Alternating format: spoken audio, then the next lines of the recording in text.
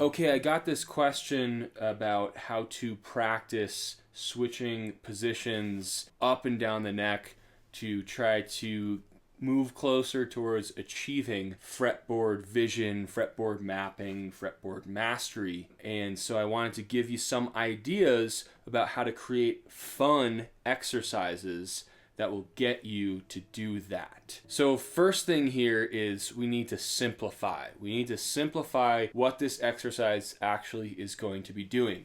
So the goal, again, is to start to familiarize yourself with ways that you can switch between positions playing up the neck. That's a really nebulous goal. We need to really specify. I'm gonna filter down. Let's stick to the major scale positions. Okay, so that simplifies a little bit. Let's just simplify even more. Let's pick 2 major scale positions that we are gonna stick between, and let's hold it to G major to start. So let's use position 1.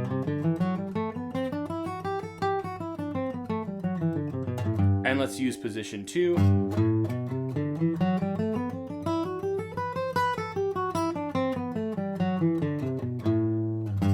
We're going to kind of create an exercise and start to map out where are the spots where we can really transition from this first position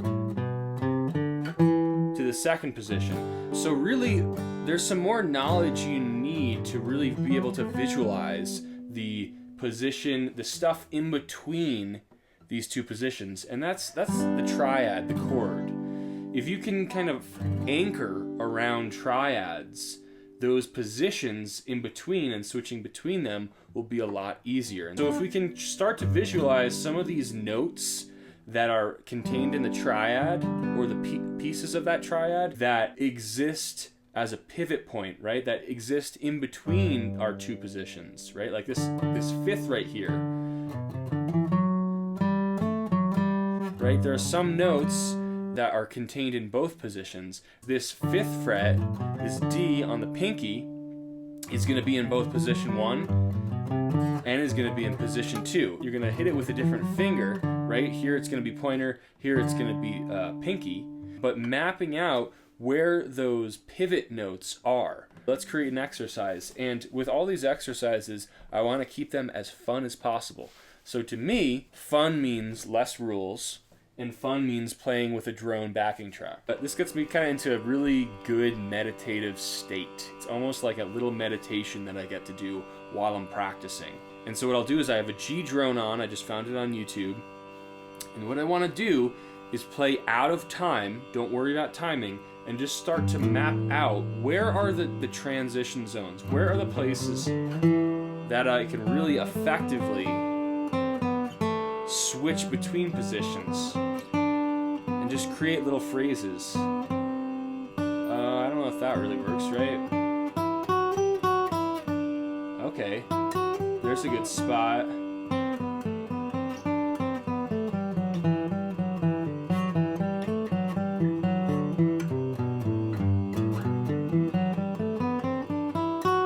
So this is kind of using only scale tones that are next to each other, but you can start to do it with bigger intervals, and that's going to kind of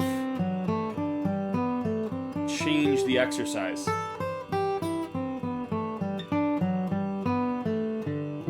It's really important to do this at first without any time, right? You're just creating a map for yourself.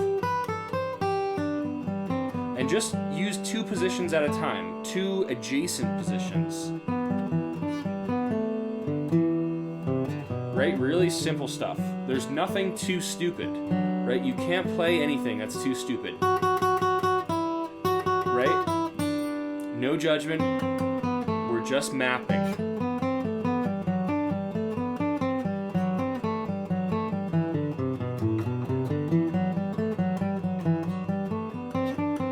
In my brain, what I'm thinking to myself is first, second. All right, let's go back to first. Okay, there, I did it. We're in first, let's go to second. Awesome. Let's try to get back to first. Okay, kind of got there, right? So it's anticipating and setting your brain up to be able to anticipate at a moment's notice. Then step 2 would be to start to introduce some rhythm. pick a really slow BPM, maybe around, 80 or 90.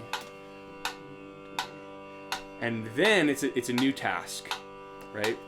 The task is doing this with rhythm. So start like ridiculously slow. And don't stop. You cannot stop. That is the rule. The other rule is we're just trying to do this without too much stress. This is work that you can do while doing something else. You could listen to a podcast. You could be watching TV. This is just kind of muscle memory, hopefully. If it's not muscle memory yet, and you're not ready to multitask, don't do it. Okay, then you'd want to bump up the speed.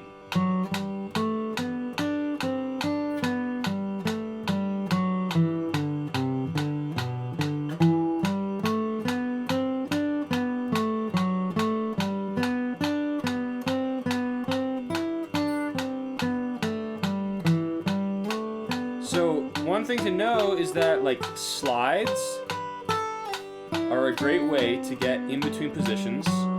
So you can try to start to do this with slides. And there are places where slides make more sense and where you'll set up your hand to be in the next position. You don't have to do it with slides though. You can practice also just like some big interval jumps and just very consciously say to yourself, okay, I'm in second position, I'm gonna get back to one with a big interval. Right? Oh, I kinda did it. I kinda didn't set myself up perfectly. Here we go.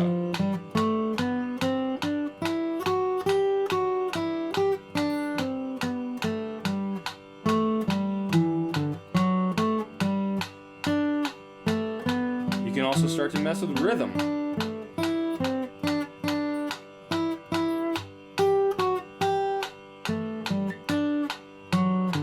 Motifs, rhythmic motifs.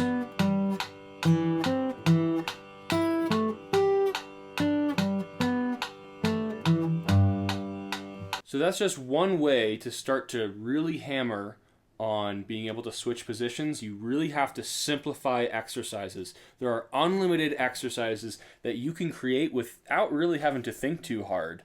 They're just variations of that. What if you do that with first position, second position, and third position, right? Or what if you just decide, okay, I'm just going to do first position and then try to find a way to get up to third. There are a million different exercises. Make it as fun as possible. One other thing to think about as you're mapping is that it's cumulative. That's kind of the beauty of this stuff, so that the more you know, the more reference points, the more landmarks you have. And so another thing to think about is if you have, these positions of major scales, there's also a way to play this that will connect both positions. And it would be 3 notes per string.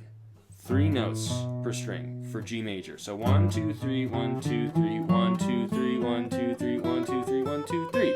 So you kind of start out in first, at least with your first finger, and then you're immediately in second. So another exercise would be really consciously work between different ways of seeing this major shape. I'm a big fan of the drone. There's a little bit of food for thought. If you want fretboard diagrams for some of the stuff I just talked about, look in the description. You can download that.